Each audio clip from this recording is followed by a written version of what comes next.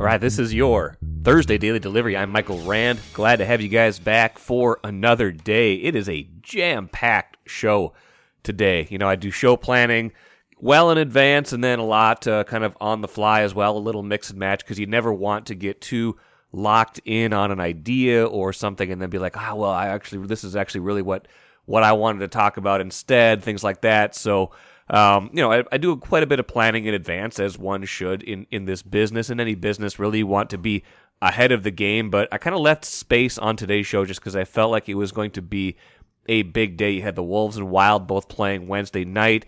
I was over at the Gopher Football Pro Day on Wednesday morning, afternoon, just kind of checking out the scene there. A lot of Vikings coaches, Vikings personnel there, so that was interesting. Vikings free agency, NFL free agency right in the thick of things. You had Aaron Rodgers on Pat McAfee's show on Wednesday. I went over to Gopher women's hockey access as they prepare for the Frozen Four. They play Wisconsin tomorrow night in the Frozen Four up in Duluth. So on today's show, you'll hear some audio that I got over there from Taylor Heisey, their excellent forward, and from Brad Frost, their head coach. So it felt like there was a lot going on. I didn't want to leave myself too boxed in on one main topic. So it's going to be a little bit more of a jumping around today. Not so much focused on one thing, but a lot of little things or a lot of big things, I guess, that I will want to talk about. So like I said, we'll get to the Wild in a little bit. They had an 8-5 win, old-time hockey, kind of a throwback to a long time ago. It also a throwback to last year when they won a lot of games like that. Almost had a goalie fight that game, too. That was pretty awesome. You had the Wolves with a frustrating loss to the Celtics. Got some Chris Finch post-game comments on that. Karl-Anthony Towns injury update, non-injury update. Hey, if I'm ripping the Wolves for not giving updates, I've at least got to give the update that they gave on Wednesday, even if it didn't tell us much. Like I said, we'll get to that women's hockey stuff in a little bit as well. But first, what did I miss? Let's start with the NFL. Even though they did not play a single down of football yesterday, the NFL manages to still remain squarely in that news cycle.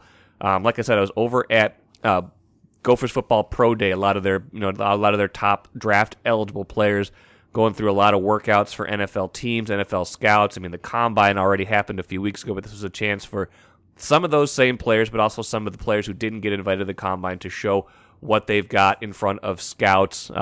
Interesting thing from that, I'm going to get to a bunch of things from that, but interesting thing from that, like I said, a large Vikings contingency there. Kwesi Adolfo-Mensah was there, their general manager. A lot of other front office personnel was there. Kevin O'Connell was there. All three of the Vikings coordinators were there, offense, defense, and special teams. It's just kind of funny because it was the last day before the league year started, before free agency officially began. You had this kind of 2-day window that started Monday where teams could negotiate, but Wednesday was the actual start of the new league year. So you'd see Kwesi go over and take a phone call at some point. It was kind of a sea of people, but you kind of had eyes on people as you were over there. You see Kwesi go take a phone call. You're like, is something going on, something going down? We'll get to the one thing that they really did do in a minute here, and they've got some news conferences here coming up. But it's just an interesting kind of scene over there. I've been to a few Gophers Pro Days over the years. It had been probably a few years at least since I'd been over to one. This was a much different experience than my past Gophers Pro Days. Because the Vikings contingency there was huge, and that has not been the case in the past that I could remember. I was told, and I do remember from my own memory, that the Vikings have not sent such a large contingent in the past, especially during the Mike Zimmer era. There was not typically as much of a Vikings presence there on Pro Day, and it would have been understandable if there wasn't on Wednesday, like I said, because there's a lot going on right now with what's going on with the free agency and stuff like that. But they were there, they showed up, they were there for hours on end, checking out the Gophers players, mingling, stuff like that. So that was kind of cool to see. PJ Fleck obviously was there as well, and a lot of other people in that mix. A lot of other NFL teams obviously checking out the Gophers. I think there was a rep from every team, if I'm not mistaken. So cool to see that. Part of that scene was kind of funny because I was, it was around noon, and I was like, well, this the Pat McAfee stuff is about to start. I got to turn this on, check this out. So I'm kind of got an eye and an ear on both things, listening to Aaron Rodgers, and My goodness. We're going to transition into Rodgers now. We'll get back to the one Vikings thing here in a minute, but Rodgers, my goodness. Now I get some, people say I talk too much about Rodgers on this show. I don't know. I got to go there today because him on the Pat McAfee show on Wednesday was just next level. Aaron Rodgers needing attention. It was unbelievable. It was an amazing performance by Aaron Rodgers. Basically just outlining his process, outlining his kind of where he was as the offseason began, where he was as he started this darkness retreat, a week or two ago, and where he is now. And he started off talking, they kind of had some pleasantries. It was 5-10 minutes of kind of nothing, kind of joking about the darkness retreat, but pretty quickly got into kind of the meat of the subject. And, he did take great pains to say, I'm not here to make some grand revelation, but he did kind of say like, hey, my intentions have been made pretty clear over the last several days. And so he kind of had a hint of what was to come. So basically he starts talking about how, when he was drafted in 2005, the Packers front office was a lot different. Yeah, no kidding. It was 18 years ago. A lot of NFL front offices have turned over in 18 years. And he starts talking about how, they drafted Jordan Love in 2020, and their thought process there probably was that they wanted him to replace Rodgers eventually, and then he goes out and wins back-to-back MVP awards, kind of forestalls that a little bit, and then starts talking about how before he went into the right at the end of the offseason, he believes he was told by the Packers that they wanted him to come back if he wanted to come back, and that he could keep playing and retire as a Packer. And he said sometime during the darkness retreat, that must have changed, because when he came out of the darkness retreat, something had changed. He was starting to get wind that the Packers were shopping him around a little bit, and that was no longer the case, that he was going to finish his career with the Jets. And he said when he went into the darkness retreat, he was no longer going to finish his career with the Packers, and maybe the Jets were on the radar. So said when he went into the darkness retreat, said he was 90% committed to being retired, which I do not believe. I 100% do not believe that he was ever committed in any way to being retired or was anywhere close to being retired. Aaron Rodgers will not retire willingly. Aaron Rodgers will need to be told that he can no longer play professional football. Aaron Rodgers is not the kind of guy that is just going to walk away from football, and I don't think it's because he loves football more than anybody else. I think it is because he loves the attention more than anybody else. Once you retire from this game, you lose this platform. This Pat McAfee show, when I was watching it, had like almost 500,000 concurrent people watching at the same time on the YouTube stream. 500,000 people were all watching at the same time, because this promised to be some sort of insight, some sort of revelation into the process. Aaron Rodgers, when he plays on Sundays, millions of people are watching. But this sort of spotlight, this hanging on his every word, this elevating him to this place, this people caring so much about what he's going to do, that goes away the minute you say you are actually retired, the minute you actually step off the field and do not play anymore. So I do not believe for a single minute that he was really actively contemplating retiring. I know he's at an age, 39, where that would be a logical next step for a football player. Also, though, if you retire, you're giving up a lot of money. I know he's made a lot of money already. Hopefully does not need any more money, but athletes have a way of wanting to keep cashing those checks if they can, and he's got a lot of money coming to him. But I think for me, the thing that's keeping him in this industry, that's keeping him in this business, is the attention. That the attention is what he craves, and man, he got it Wednesday, because he said it was 90%. 90% I was thinking about retiring, but then I went into darkness retreat, started thinking about what it would feel like to be retired, started thinking about what it would feel like to play again. And I respect that. Again, if this is all part of his process, I respect that. I like someone who's going to make a decision, an honest decision, who's going to come to this in a way that is authentic. I do appreciate that, but I do not believe he was ever contemplating really retiring. I think when he came out of it, found out that the Packers were moving him around or thinking about shopping him around, he got very keen on the idea of playing for the Jets. Now, here are a few of my favorite Rodgers quotes from that whole appearance. First one was the point when he actually said the thing out loud that we've all been reading about, and the reporting has been for a week. He said, quote, I made it clear my intention was to play and to play for the New York Jets, and I haven't been holding anything up. It's the compensation that the Packers are trying to get. The Packers want to move on and have let me know that in so many words. So basically he's saying the Packers are trying to squeeze more compensation out of the Jets, knowing that they want Rodgers really bad. And now Rodgers saying this, I think, probably gives the Packers even more leverage. If they know the Jets are so desperate now to get Rodgers that they're all in on that they've already signed one of his guys, Allen Lazard, to a contract that maybe they're trying to get other guys. That, to me, is really interesting. Also interesting was him disputing this idea that he's given the Jets a wish list of players to go get. They already did get Allen Lazard. It's been reported that he'd like them to get Mercedes Lewis, the tight end, Randall Cobb, all his old friends in Green Bay, who he's had some success with over the years, but who he's aging right alongside and who did not have a ton of success this season. He called it ridiculous that the Jets that he provided the Jets with a wish list of players. He said the Jets asked him about players. He made no demands. He said, "My only demand is for transparency," which is the least self-aware thing that you can say if you're Aaron Rodgers, because I don't think he's been transparent at all over the years. He said, "Did they ask me about certain guys that I've played with over the years? Of course. Did I talk glowingly about teammates that I love? Yeah. Why wouldn't you?" He said, "People want these things to be so true that, like, I'm in this meeting dressed in ceremonial regalia, giving them some sort of handwritten note on parchment to demand a list of players people they need to sign." Aaron, come on, it doesn't have to be that way. If it's implied, if you've told them these are some guys I'd like to play with that I would like you to go get, maybe that doesn't constitute a demand or anything else, but it is a wish list. Kind of sounds like a wish list. Like, hey, these are guys I really like. If you want me to come play here, it sure would help if we had these guys too. So, I don't know. Those are some of my favorite things that came from it. It was painful to listen to. It was just kind of cringy all around. It's just this guy who's just so desperate for attention. And man, when he goes to New York, if he has success, they are going to love him.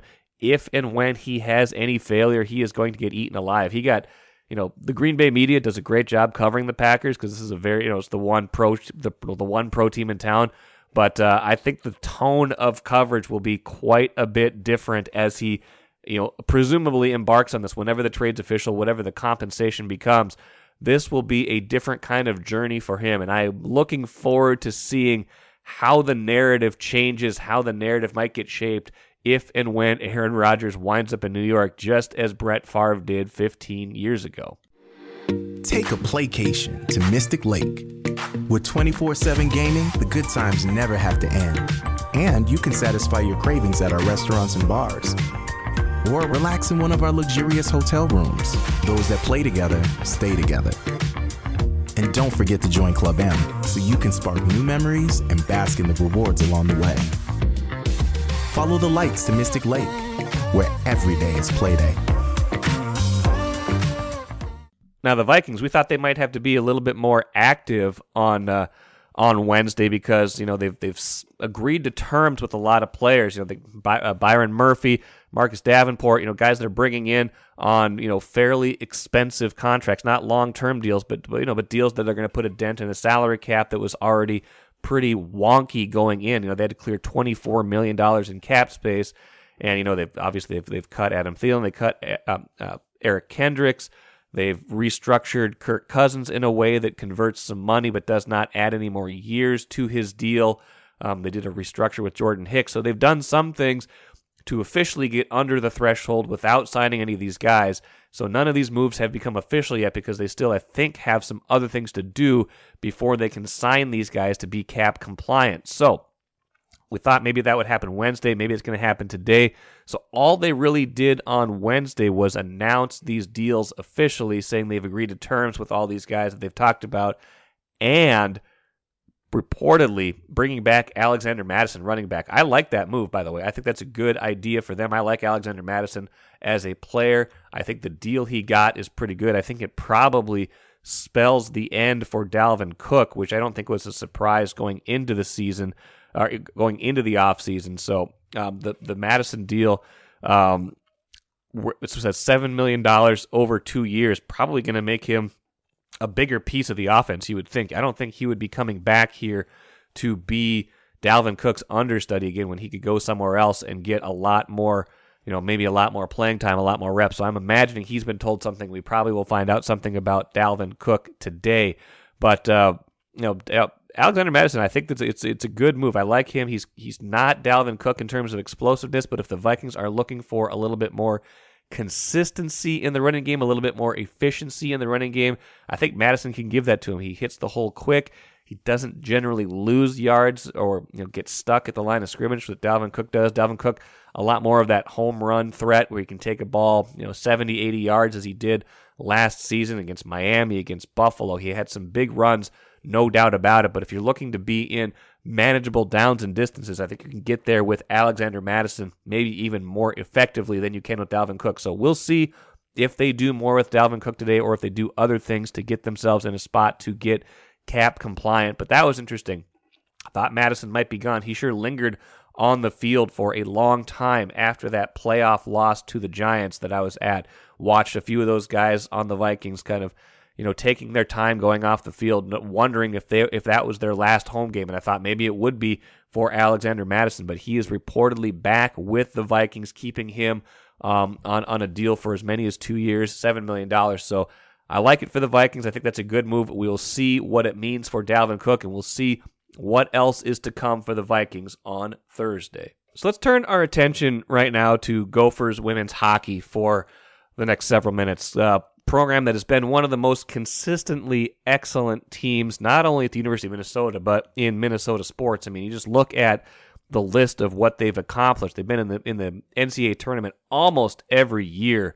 Just reading, 2002, 3, 4, 5, 6, 8, 9, 2010, 11, 12, 13, 14, 15, 16, 17, 18, 19, 20, 22, 23. I only missed 2 years in the last 22 seasons that they have not, that they've made the NCAA tournament.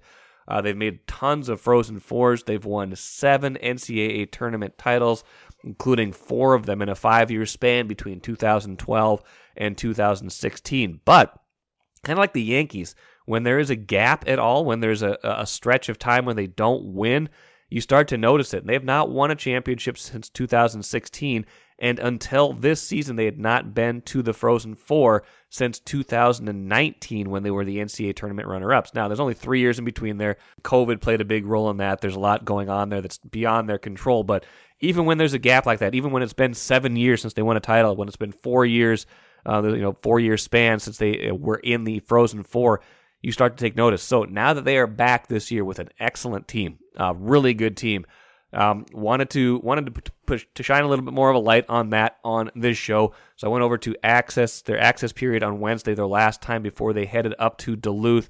I believe there's some more access up there today, and then the semifinal Friday against Wisconsin. Team they've played a whole bunch of times this year. I think they've played them 5 or 6 times already this season. But I wanted to know, from a team that is so good, that has been so consistently excellent, how do you raise your game at this time of year? Is it a matter so much of trying to do more? Is it a matter of staying within yourself? Things like that. So I was really interested in that subject. And Taylor Heisey, one of the best players in the country. She won the Patty Kazmaier Award as the best player last year, was one of 10 finalists again this year. She was just tremendous talking about this subject, so I wanted to play some of that for you right now off of my question to her and some follow-ups from the other assembled media on Wednesday at Ritter Arena. Yeah, I think equality is resiliency. I think playoff hockey can be a lot of ups and downs if you don't focus on the right things. I think, for me, I always say you can control 2 things. It's your attitude and your effort. I can't control puck bounce. I can't control the roughing situation. I can't control if a puck hops the stick of our goaltender. I think it's more so being able to let things go and know, like, if you don't play happy and you don't play like you want to be there, you're not going to win a playoff game. And I know for us, like, knowing a lot of our opponents that are there, and the opponent that we have on Friday is awesome. I think we know what we're getting, and if we give what we have, we're going to come out on the positive end of it. But like I said, the resiliency factor, like if you get scored on, you got to bounce back. I think some people can get caught up in, if you're down, you're like, okay, this is my last game ever. And for me, like, it's like, well, we got to come back. I don't want it to be my last game, so I'm not even going to think about that. But yeah, for us, I think we're going to be really excited to just kind of come out and have a lot of fun. And when we have fun and we're playing our game, I personally don't think anyone's better than us. If I'm ever nervous or anxious, I always say I'm underprepared. And for me, I never want to be underprepared for a moment. And I know I'm not for this. I have prepared for the past 5 years to be here, and every day in the summer when we wake up at 5 a.m. to go skate, like, teams don't do that and we do. So I think for us it's more so like we're not underprepared, so we shouldn't be anxious. You can have butterflies, but like we have prepared to be in this moment and like we're ready. I think for me, like, I try to exude that confidence, not cockiness. Like, we deserve to be there, but like so does everyone else. That confidence exudes from me, and I hope that it kind of like touches other people, and like I believe in everyone, and I make sure to like, I'm a very vocal leader, so I feel like I make sure to like touch on that. And I know we have other leaders on our team that are the same way, but I think the more I can come in with a positive attitude and just have a lot of fun, I think people will follow. And I know a lot of our other leaders and seniors as well do the same thing. I thought it was interesting too that Taylor Heisey was asked about do you have to keep your emotions in check? She seems like she's a very she has a lot of emotion, plays with a lot of emotion. Can that get in the way of performance in a game like this? And she kind of said the opposite for her, that she needs to be playing with that level of excitement in order to be at her best, to be who she is. So here is that answer to that question as well. I think for me personally, the more excited I am in the sense of like how prepared I am, I feel like for me that's how I play my best. I think other people kind of have to like, oh my god, like they're jittery. I'm not jittery. I feel like I just exude the confidence of someone who's put in the work every single day. I'm on the ice 2-3 hours a day. Like, I've done the work, I've done my job. I'm just excited to be able to prove to people how awesome we are. And again, I just find it fascinating to hear from high-level athletes kind of what their process is when the stakes get higher. And I thought that was interesting from Taylor Heisey. Brad Frost, head coach of the Gophers, who's coached so many tremendous players over the years, has won 4 of those 7 NCAA titles as head coach of the Gophers. Asked him kind of the same thing. What does he look for, or what has he seen over the years in players who are able to elevate their game or to play their best in these moments? And here's what Brad Frost, head coach of the Gophers, had to say about that. Well, it's one thing to perform in the regular season, right? And but the best players have to be your best players.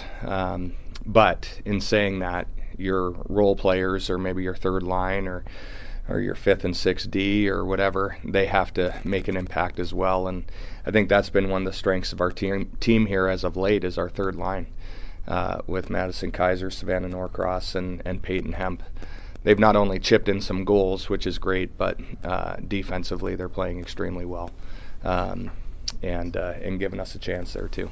So again, Gophers versus Badgers Friday night up in Duluth. Might be a little bit of a trick to get there. A lot of rain, snow expected in the next day or so. Duluth, the pathway up to Duluth is supposed to get more than we get here, so we'll see what happens with how many people are able to get up there to watch this. Hopefully you are able to get up there if you want to and check this out, because that semifinal, this whole Frozen Four, should be awfully good up in Duluth. Let's finish with a bit of an extended cooler today. Wolves and Wild both in the cooler today. Let's start with the Wolves. 2 things from the Wolves. Let's start with the game itself. A frustrating 104-102 loss to the Celtics, one of the best teams in the East. Wolves, their 5th home loss in a row. Been much better on the road lately. Even their record at 35-35, just 12 games left in this regular season. They all matter so much, and we'll get back to that idea here in a minute. The game, I thought, Anthony Edwards had a good game. It was kind of the formula lately where Edwards scored a lot, and whatever was going to happen around him was largely going to determine the outcome of the game. And the bench just couldn't get much going, early in the game to kind of give the Wolves any sort of separation.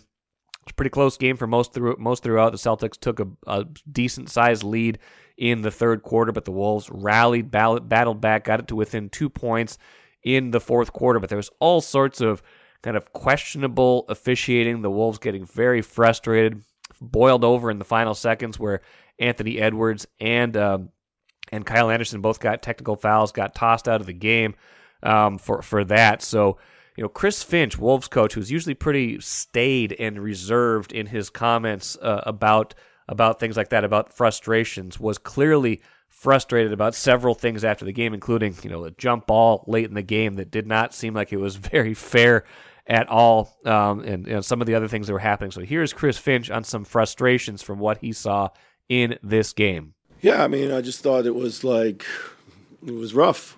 It was really rough out there. Felt a little unbalanced at times. I mean, I don't understand why there wasn't a delay of game when Tatum runs down the floor with the ball. I don't understand why there weren't technicals called with Mazzulla's out on the floor twice in the action of play. I didn't understand some of the verticality A to B. It seemed to kind of all come unhinged at the time when Rudy got his taunting technical or whatever it was. I don't know. It just seemed to put everybody on edge. But I mean, I thought they fought through everything pretty well. I mean, obviously you don't want guys to get tossed out of the game, but frustration levels were high, and deservedly so. I mean, if you look at the jump ball, jump ball, the guy never threw it more than 6.5 feet in the air. They were on the line. They came across. They were moving. I mean, it seems to me like there was a host of opportunities for at least a redo. Now, I look at that one of two ways. I do think that you have to say something when you see something like that, and I think there were instances in this game, especially that jump ball, where the ball didn't even get above the heads, it seemed like, of the two players, and Rudy Gobert does not lose a jump ball very often. He said, with all due respect, I would not lose that jump ball if it was fair, essentially, after the game. So that was interesting to me that went against the Wolves, would have given them a chance to tie the game or take the lead if they had gotten possession of that late. Some of the other stuff is probably neither here nor there. Some of the physicality, yeah, I get that. I think overall the Wolves are showing a little bit of their frustration at the end of this season, just kind of the grind of an NBA season, trying to get over this hump. They've been so, right near 500 for so long this season. That can be a tough place to get if you don't feel like you're gaining any ground, if you don't feel like you can get the traction you need. And, frankly, part of that traction is still missing Karl-Anthony Towns, and that's the other piece of what I want to talk about. The Wolves did give a Karl-Anthony Towns injury update. That came out early Wednesday morning. Said the Timberwolves announced the following injury update on forward center Karl-Anthony Towns, who's been sidelined since November 28th due to a right calf strain. It says Towns is continuing to progress in his rehabilitation program and has been participating in basketball activities. He is expected to return in the coming weeks, and further updates to his playing status will be provided when available. Did not give me great comfort to see the word coming weeks inserted in there, because there are only 12 games left in this season. There are not a lot of weeks left in this season. That does still leave time for him to come back, but man, there's only 12 games left. If we're talking about coming weeks, if we're still not giving a timetable for return, if presumably he's still got some ramping up to do, we're not talking about any time in the next few games, I would imagine. We're talking about coming weeks. How soon can he help? How soon can he help an offense that could clearly use him? Will he even be back at all is a question that I've been asking for 2 months, and I felt crazy when I was asking it in mid-January. I don't feel like I'm crazy asking it in mid-March now. Is he even coming back at all this season? What is the short-term future? What is the long-term future for Karl-Anthony Towns? With all due respect, I'm getting tired of seeing his posts on Instagram where he's dressed up in his fancy clothes. I just want to see him on the court if he's able to play. I get it. It's a long process. I get it. This is a serious injury. Calf strain is a serious injury. It doesn't sound serious, but it is very serious. I get all that. I think the frustration of kind of the timetable and where we're at, even if we did get this kind of vague update, I feel like that's a piece of it that's playing into all this. So where the rest of this season goes remain to be seen. I don't think the Wolves have a ton of extremely tough games left on their schedule. It's some tilts kind of more road against home, but maybe that's not so bad based on the way they've been playing. All 12 of these games down the stretch are games they can win. So we will see if they're able to do that and who will be on the court with them to help that process. Now the Wild, 8-5 win. My goodness. Finishing up the cooler here. The Wild. Yeah, that was kind of a throwback to last season. Dean Evison had complained, I think it was after their last game, that they'd been getting a little loose lately, and I don't think this was a tightening up at all.